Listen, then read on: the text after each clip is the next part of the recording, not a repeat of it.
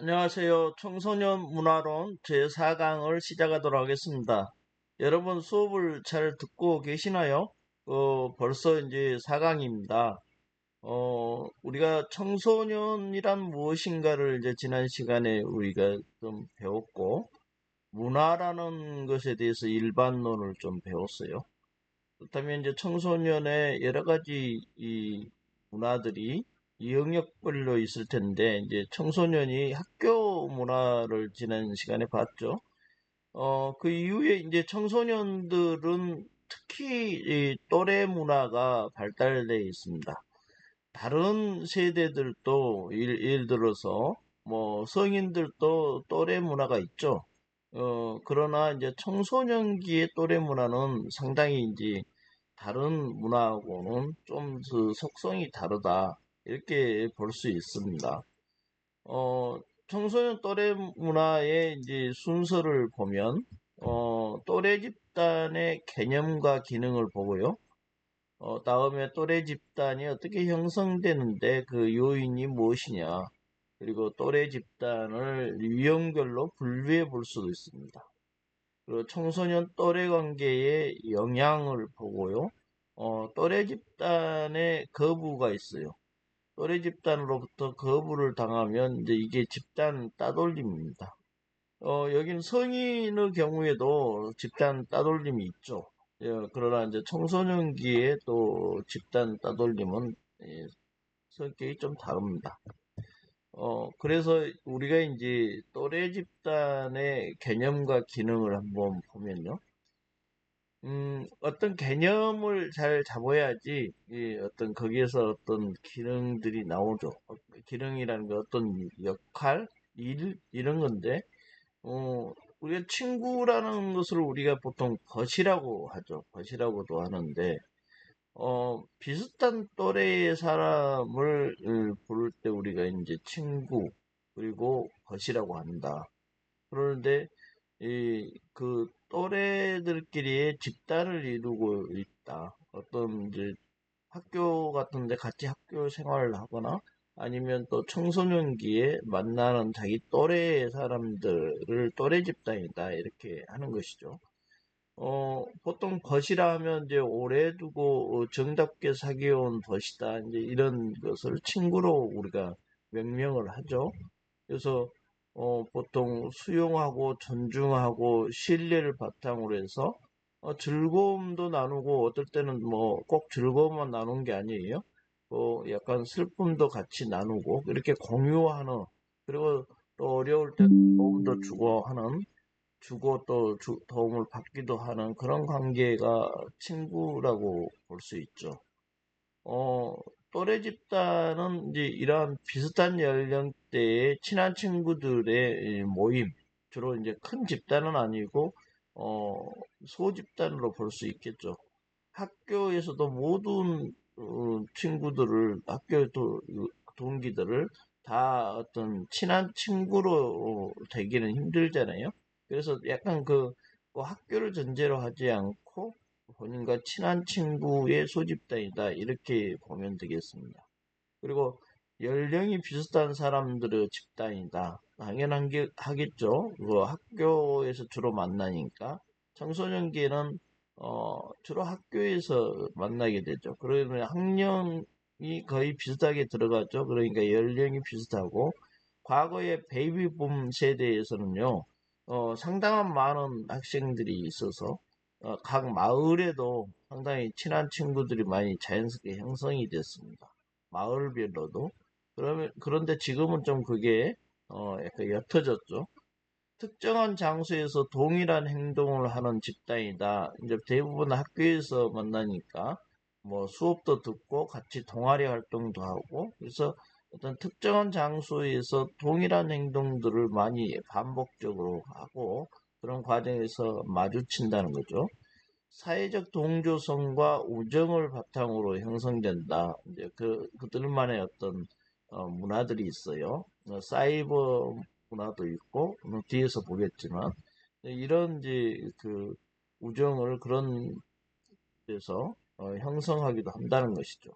그렇다면 이제 이 또래 집단이 갖고 있는 이제 또래 문화가 있는데, 이러한 이제 구성원들이 상호작용하면서 어, 다른 집단, 특히 성인들과 다른 그런 이제 부모 세대하고 또 다 구별되는 이런 또래 집단 특유의 문화를 형성하는 게 이게 이제 그 청소년기의 또래 문화의 아주 특징이고 상당히 영향력이 강하죠. 이때는 이제 부모로부터 이렇게 독립을 하려고 하는 성향이 강하기 때문에 또래 집단이 갖고 있는 그 어떤 그 특유의 성격, 이 부분들을 이렇게 같이 공유하고 그것을 영향을 많이 받는, 그리고 한 친구나 여러 친구들이 지향하는 뭐 연예인에 대한 생각이라든지 이런 부분들도 많이 이제 공유하게 됩니다. 그래서 또래 집단 내에서 공통의 활동이나 가치, 그리고 관심, 태도 등이 상당히 그 공유되죠. 그래서 이게 이제 청소년기는 자아 정체성을 형성해 가는 중요한 시기라고 했는데 이때 그것들이 이제 어우러져서 정체성을 형성하기도 합니다. 또래 집단이 이제 어떤 집단이고 소집단이고 그리고 또 같은 그 성격을 갖는 경우가 많은데 이 또래 집단의 기능은 가장 중요하게 하는 것은 자아 정체감의 발달에 영향을 준다는 것이 가장 대표적인 기능이고요. 세부적으로 우리가 이제 생각을 해보면 정서적 지원과 안정감을 준다. 이런 기능도 한다는 거죠. 보통 청소년기에는 이제 부모로부터의 독립을 상당히 추구합니다. 그래서, 부모에게 약간 그 반항적인 태도도 보여요.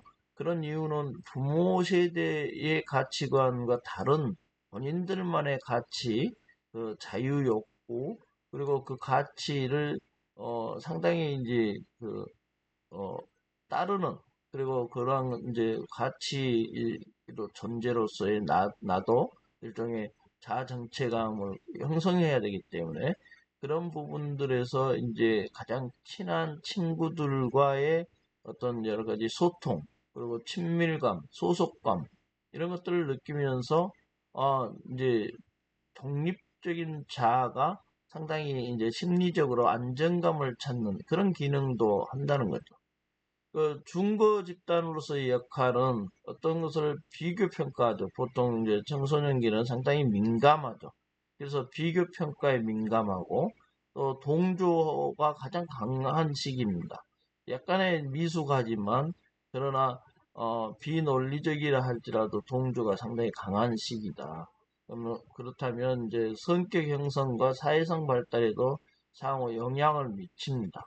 우리가 이제 친구 따라 강남 간다 이런 말도 있는데 상당히 중거 집단이 되는 것이죠. 그래서 또래 집단의 그런 그 기준이 된다는 겁니다. 그런가 하면 다양한 인간관계 형성의 기회가 되죠. 특히 오늘날의 문제는 그 아주 저출산의 문제고, 그래서 한 가족당 한 명의 자녀 정도를 두고 있기 때문에, 가정 내에서의 어떤 인간관계가 상당히 형성하기 어려운 면이 있습니다. 특히 어, 그 가족에서 부모가 모두 맞벌이를 한다든지, 그렇기 때문에 일종의 홀로 남게 되죠. 그렇기 때문에 학교나 본인 친구들을 만남으로써 또래 집단에 참여함으로써 여러 인간관계를 형성할 수 있다는 겁니다. 특히 이제 여기서 이제 청소년기는 이성 교제도 상당히 중요한 역할을 차지하는데 그때 이제 바람직한 성 역할을 배우느냐 이런 부분들도 하나의 다양한 이성 교제를 통해서 배우기도 합니다. 그리고 협동심이나 사회적 규범, 상호 평등성 이런 부분들도 여러 친구들 집단, 또래 집단과의 어떤 참여를 통해서 자연스럽게 배우게 되죠. 그리고 갈등 관리를 통해서 문제 해결 능력도 향상되기도 합니다. 그리고 청소년의 의사결정에 영향을 주고 행동 모델의 기능도 한다. 또래 집단이. 아까 중거 집단의 역할과 비슷한데요.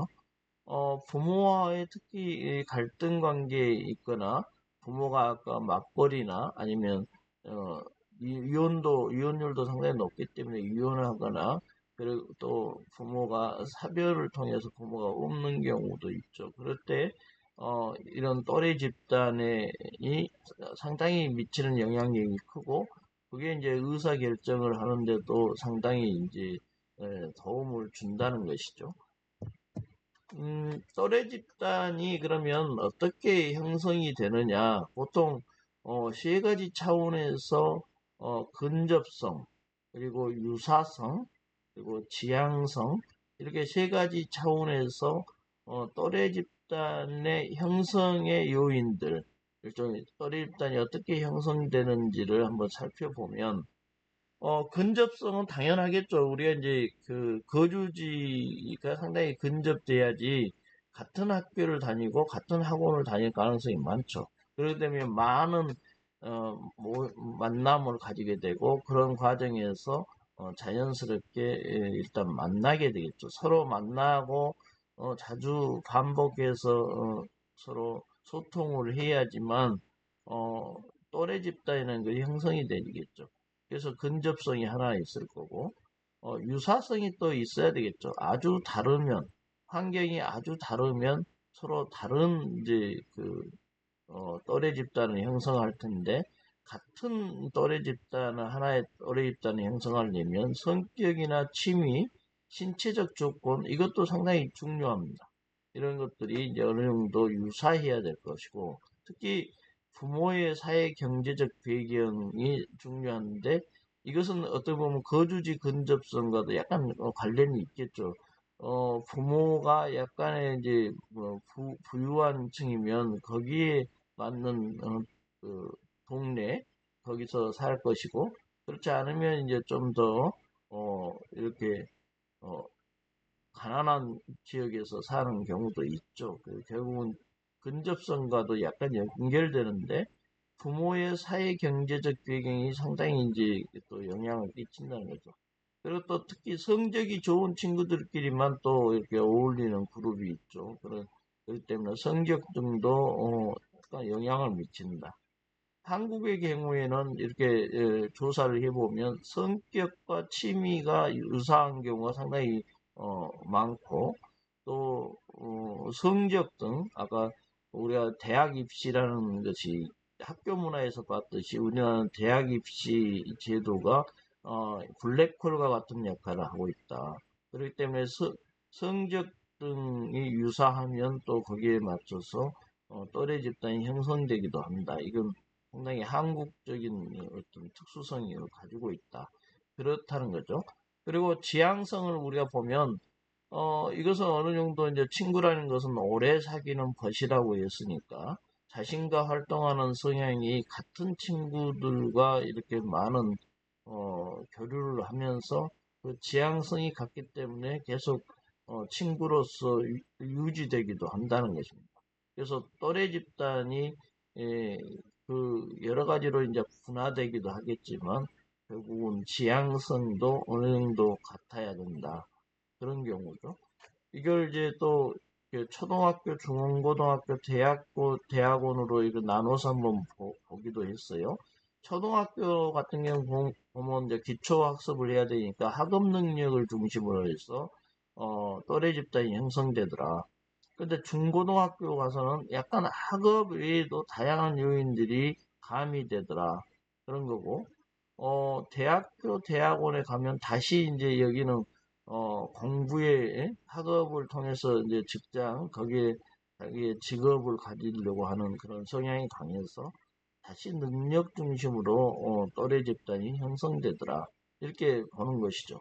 그래서 우리가 이제 발달 단계에서 어떤 특정 발달 단계에서의 특성이 있고 또 거기에 따라 얻어야 될 과업이 있는데 상당히 이제 그 어떤 것을 중요시하느냐에 따라서 그 요인도 어 그 중요시하는 요인이 달라지더라.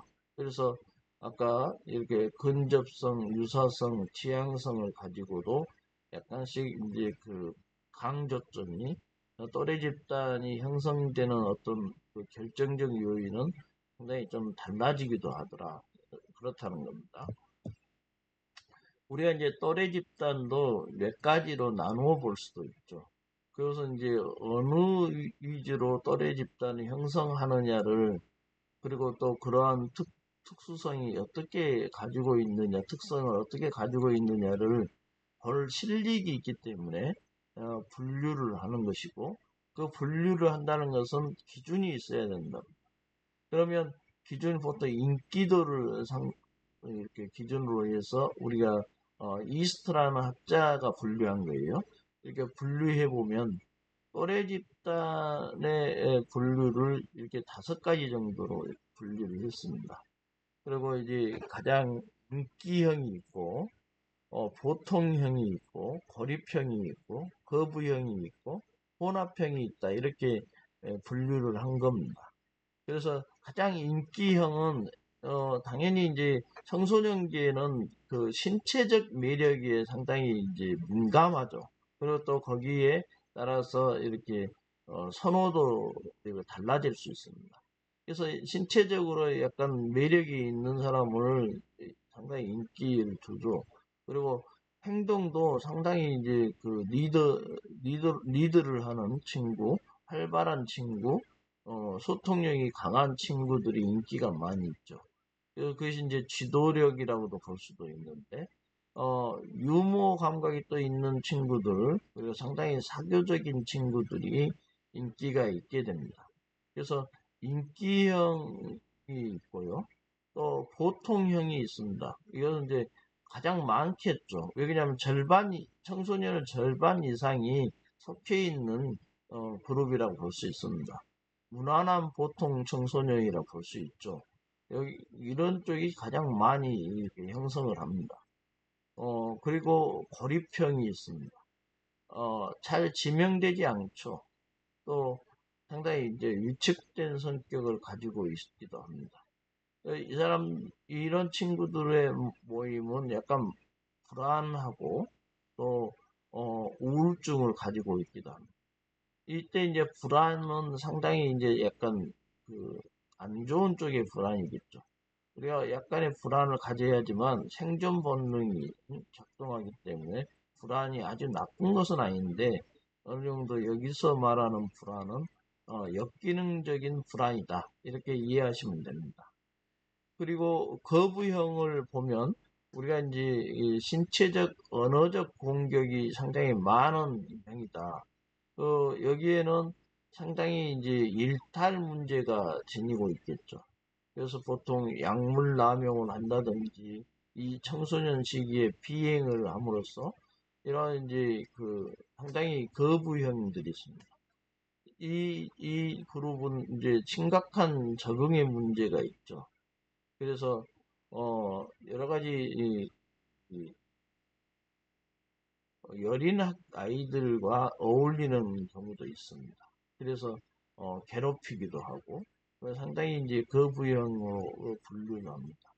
그런가 하면 이제 이러한 공격적 파괴적인 면을 가지고 있으면서도 자기 주장과 지도력이 상당히 뛰어나서 인기도 있는 이런 이제 약간 혼합형, 그리고 이제 이 혼합형에 대해서는 여러 다른 친구들도 상당히 이제 좋은 반응을 보이기도 하고, 그리고 또 나쁜 반응, 커브형 반응을 보이기도 함으로써 복합적 반응을 유발하는 그러한 이제 유형의 또래 집단이라고 볼 수 있겠죠. 또래 집단을 분류를 또 다른 방식으로 분류를 하기도 합니다. 수능형과 중간형, 그리고 저항형으로 이렇게 이제 분류하는 또 학자가 있죠. 그래서 우리가 이제 이 수능형을 보면 보통 수능하다 잘 따른다 이런 의미인데, 우리가 기존 질서가 있죠. 학교 질서도 있고, 그래서 기존 질서에 순응하는 이런 이제 입장이라는 거죠. 그래서 일탈 놀이문화에 부정적인 시각을 가지고 있죠.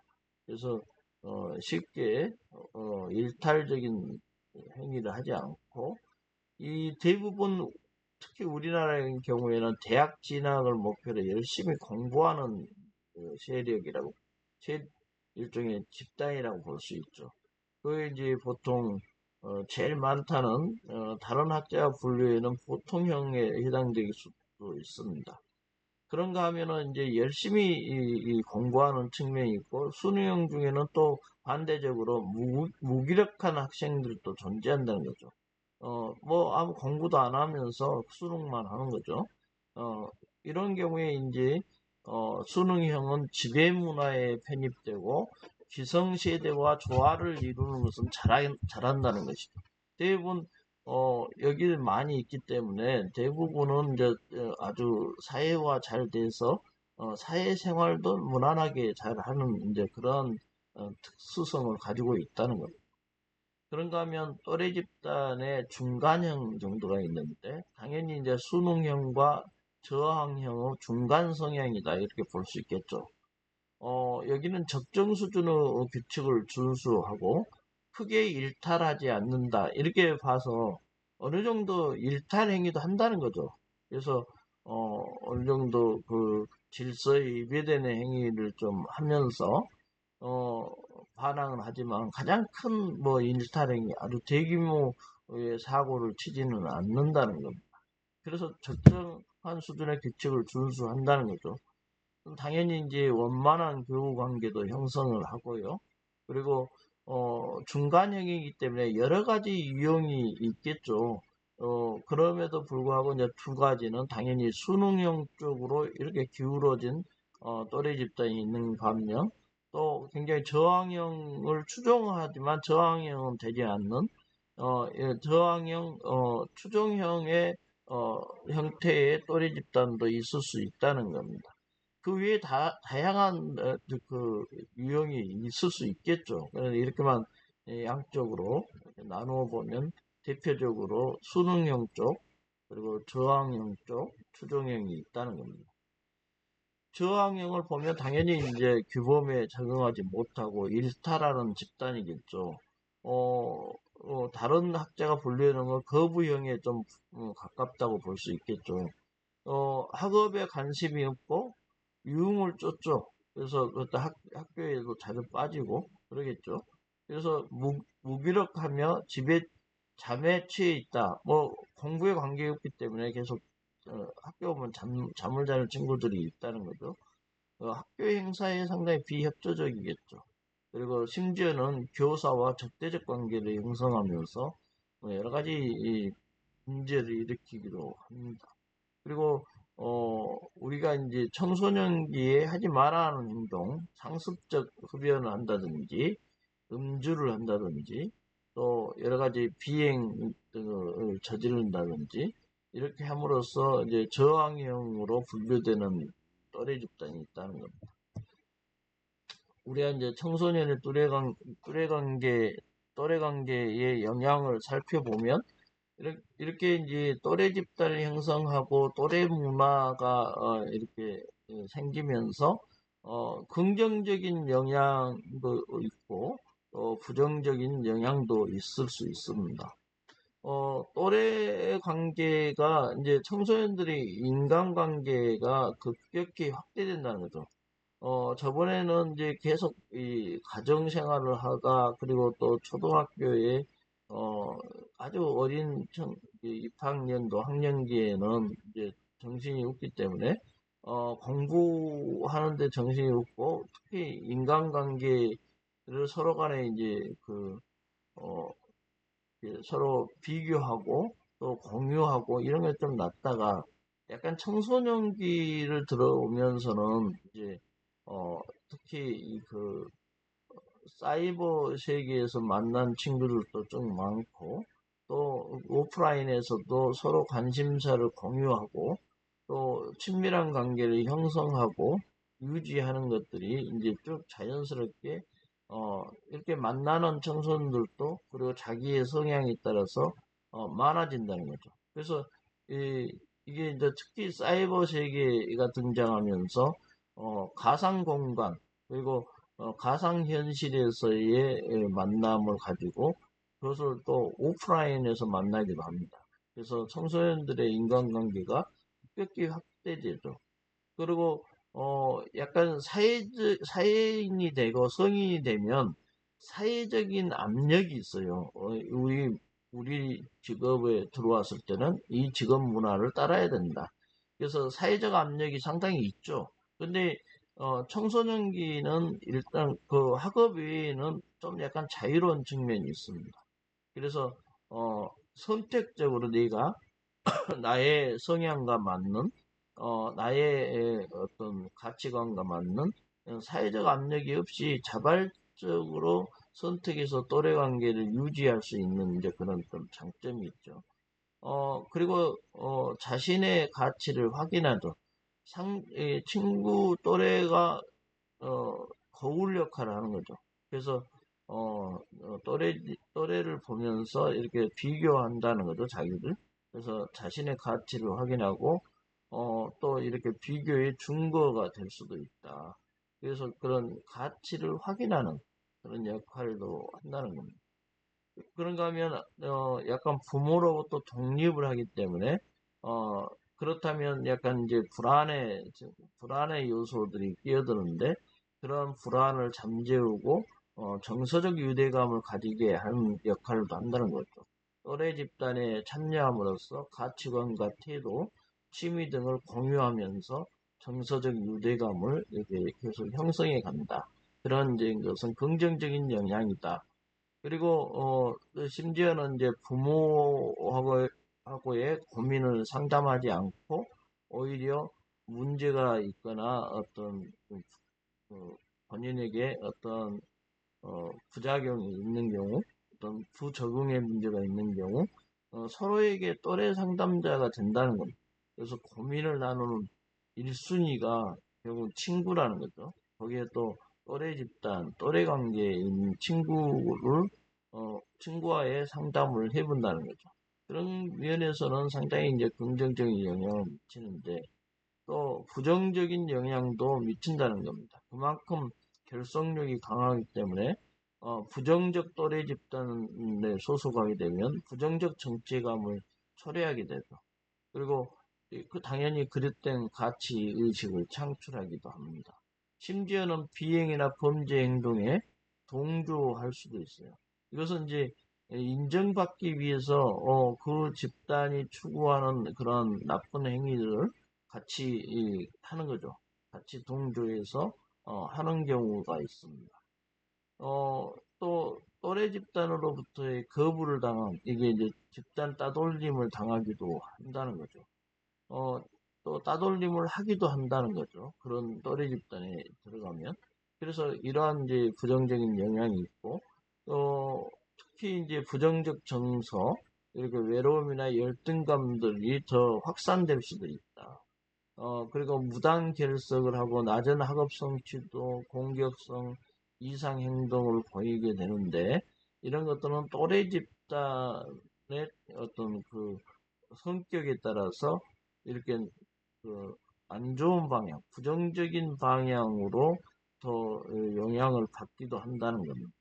이게 이제 계속 잘못되면 이런 방식의 부정적 영향이 계속 강화되면 성인까지 이어지는 문제가 발생한다고 해서 결국은 청소년기의 또래 관계는 상당히 중요하고 그 또래 집단과의 관계가 어떤 또래 집단이냐 그래서 그 또래 집단이 가지고 있는 성격이 어떠하냐 이런 부분들에 대해서 좀 면밀히 살펴서 대처할 필요성이 있다는 것이죠. 그런가 하면 이제 대표적으로 또래 집단의 거부를 통해서 이게 이제 집단 따돌림인데 이러한 행위들이 이제 또래 집단에서 일어날 수 있다는 것입니다. 집단 따돌림이라는 것은 왕따를 시킨다든지 집단으로 괴롭힌다든지 또래들이 모여서 괴롭힘을 또 한다든지 학교 폭력으로 나아간다든지 이럴 때 이제 저항형 또래 집단으로부터 이제 이런 문제들이 나오겠죠 보통.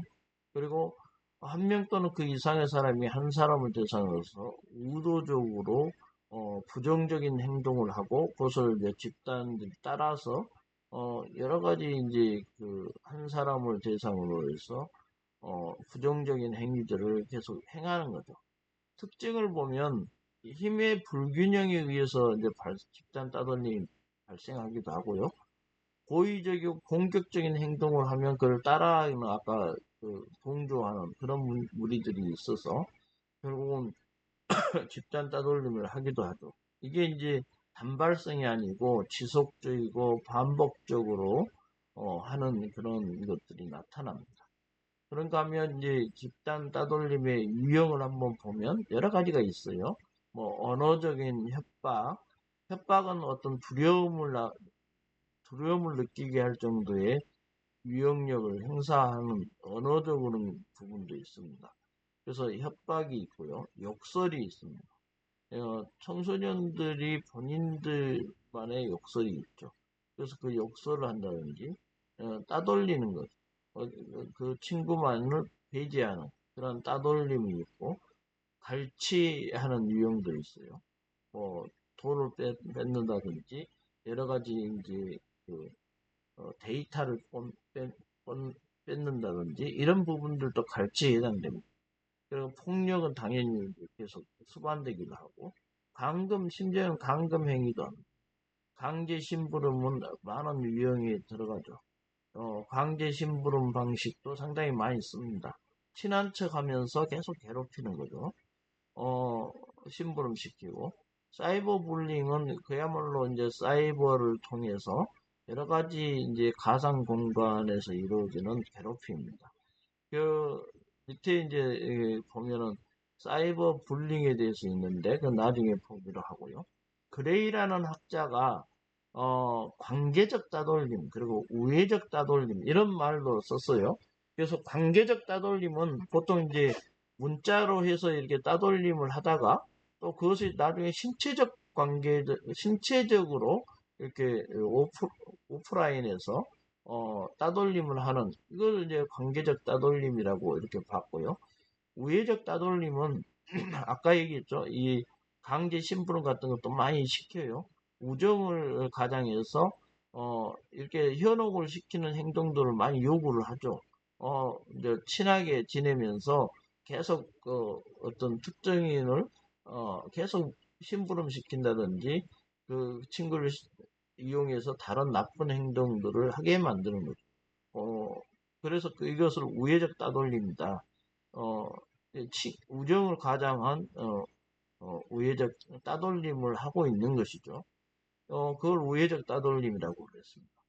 어, 그런가 하면 이제 우리가 사이버 불링이라고 해서 우리가 청소년이 보통 이제 청소년 시기를 우리가 나눌 수 있고 청소년도 같은 시대의 청소년들이 아니고 여러 가지 청소년을 시기별로 나눠서 청소년들이 이렇게 태어나자마자 사이버에 이렇게 노출되어 있는 청소년들은 우리가 말하는 이 가상 공간은 현실과 같이 청소년들은 거의 느낀다는 겁니다. 그래서 그 청소년들은 그것이 하나의 우리가 공기와 같은 것이죠. 그래서 가상 공간에서 이렇게 태어나자마자 가상 공간을 이렇게 접하는 우리 청소년들은 상당히 가상 공간이 친밀하고 그걸 통해서 또 여러 가지 오프라인에서 어, 이렇게 괴롭힘과 같이 이렇게 불링이라는 건 괴롭힘인데 괴롭힘을 줄 수 있다는 겁니다. 거기 대표적인 것들을 몇 가지 보면 보통 사이버 스토킹이 있어요. 이것은 의도적이고 지속적으로 공포감이나 불안을 유발하는 행위를 하는 것이죠. 마치 우리가 일반 스토킹이 계속 따라다니거나 지속적으로 계속 따라다니면서 위협을 가하는 거 그거하고 비슷한 거죠. 그래서 사이버상에서 스토킹을 한다는 것이죠. 그런가 하면 사이버 비방이 있죠. 당연히 이제 사이버상에 계속 비방 끌어올린다든지 그런 이제 얘기고요. 이미지 불링이라고 해가지고요. 사진이나 이미지를 활용해서 상대방에게 모욕감을 주는 그런 행위들이 있습니다. 그래서 이거 사이버가 계속 우리가 이제 발전하면서 더욱 이거 그렇게 하기가 쉽죠. 그래서 이미지 불링도 있고요. 아이디를 도용하기도 합니다. 그래서 아이디 동용을 하거나 사이버 감옥을 만들기도 해요. 이게 디지털 교도소라고 하는데 얼굴과 이름 등을 계속 그 신상 정보를 알려서 사회적 심판을 받게 하자.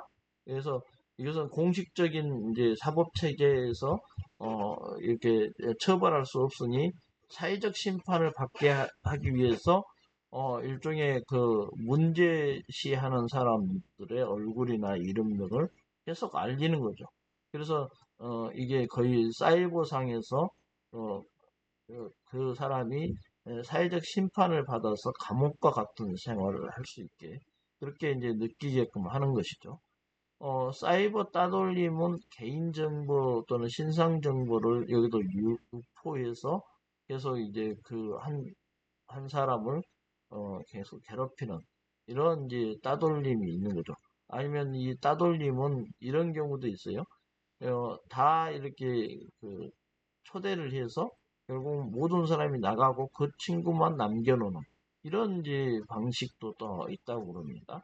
그래서 이걸로 인해서 이제 문제는 피해자들이 결국은 자살 사건으로 이어지기도 하죠. 그래서 상당히 심각한 범죄가 되기도 합니다. 그래서 또 이 사이버 불링 같은 경우는 사이버라는 특수성이 이 청소년들만이 갖고 있는 약간의 이제 그 수단이기 때문에 부모나 학교 선생님들은 이 사태 파악이 상당히 어려운 구조에 빠져 있어요. 그래서 그러한 어려움이 있다는 거죠. 어, 특히 사이버와 관련해서 불법 음란 사이트에 신상 정보를 노출하는 경우도 이제 상당히 문제가 있고, 특히 최근에는 이제 AI 시대라고 해서 이 생성형 인공지능이 발달하면서 이게 이제 이미지 아까 불링하고 비슷한 부분도 상당히 이제 관여가 되는데 이게 이제 딥페이크라고 해서 이게 전혀 다른 융합의 문제, 융합을 해서 어, 상당히 곤란하게 하는 딥페이크의 문제, 가짜 사진, 가짜 내용을 막 퍼뜨리는 이러한 이제 그 AI 시대의 새로운 유형의 사이버 불링이 나타나고 있다는 것이죠. 이거에 대해서 이제 이 대처 방안을 우리가 생각해 보면 당연히 예방은 가장 중요한 대처 방안이죠. 그리고 종합적 접근이 좀 필요한 영역들이다. 이제 이 부분이 좀 다르죠. 다른 거하고. 왜 그러냐면 이제 아까 부모의 도움도 받아야 되는데 사태 파악이 어려운 측면도 있지만 당연히 이제 청소년기이기 때문에 부모의 도움이 좀 받아야 되는. 그리고 여러 가지 문제가 복합적으로 일어나기 때문에 제반 프로그램에 참여시켜서 교육을 할 필요성이 있다. 그리고 교사가 직접적인 이제 학교에서 많이 일어날 테니까 교사의 신속하고 적절한 대처가 상당히 중요하다. 그리고 청소년기는 무엇이 나쁘고 좋고의 기준이 자기 또래 집단을 기준으로 하기 때문에 객관성이 부족하다. 그렇다면 역할극을 통해서 서로의 입장이 되어보는 그런 역할극들도 좀 이용할 필요가 있다. 그 학교의 문제니까 학급과 학교 차원의 보호 요인, 즉 동아리 같은 경우를 만들어서 활동하게 한다든지 여러 가지 학급과 학교 차원의 보호도 필요할 것이다. 그 대중매체가 이제 상당히 중요한데 대중매체에서 또래 집단들의 그 어떤 나쁜 행위를 미화한다든지 부정적인 그 내용을 가지고 희화화해서 그것이 당연한 것 같이 이렇게 만드는 그런 것을 방지해야 된다. 이게 상당히 이제 우리가 대중매체라는 게 하도 그큰 영향을 끼치기 때문에 이게 중요하다. 이렇게 볼 수 있습니다. 이렇게 또래 집단의 그 문제 그리고 또래 문화에 대해서 오늘 살펴보았습니다. 어, 강의를 듣느라 수고하셨습니다.